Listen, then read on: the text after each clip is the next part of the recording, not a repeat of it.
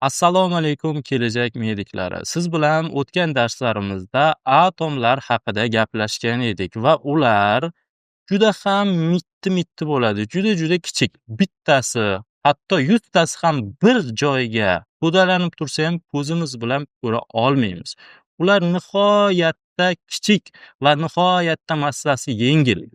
Nima demoqchiman? Bugungi darsimizda o'sha mittivoylarni, atomlarni o'lchami hamda massasi haqida gaplashamiz.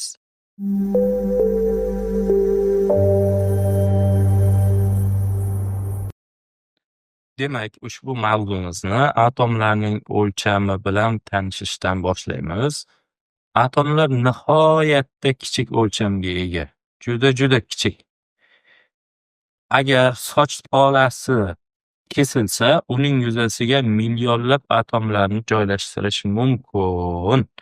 Bu nima demoqchimiz? Mana bunaqa. Misol uchun mana bu atomni kesib turib, atomni deyman, uzr, soch tolasini kesib, mana bunaqasiga kessak, e'tibor bering. Mana shu yuza bor-ku, mana shu yuzasi. Qarang, juda kichik, buni ko'z bilan ko'rish ham mushkul.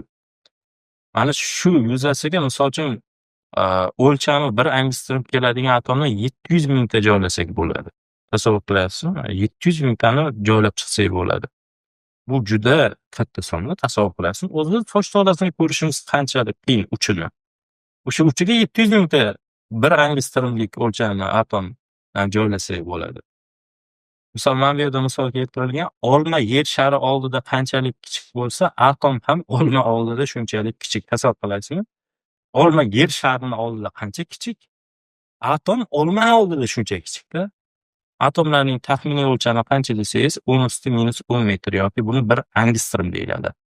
Angstrom o'lchov birligi mana tepasiga mana bunaqa aylana nuqtacha bilan belgilanadi. Mana bunaqa. Va 1 angstrom necha metr desangiz, 10⁻10 metr. 10⁻10 metr deganimiz 0 butun, ya'ni 9 ta 0 dan keyin mana 1 3 6 mana shuncha metr. Tasavvur qilasizmi? Juda kichikda. Demak, atomlar mana shu qadar kichik. Hammasini o'lchami bir xil emas. 1 angstromdan kattalari bor, kichiklari bor va hokazo. Taxminiy o'lcham o'rtacha shunaqa.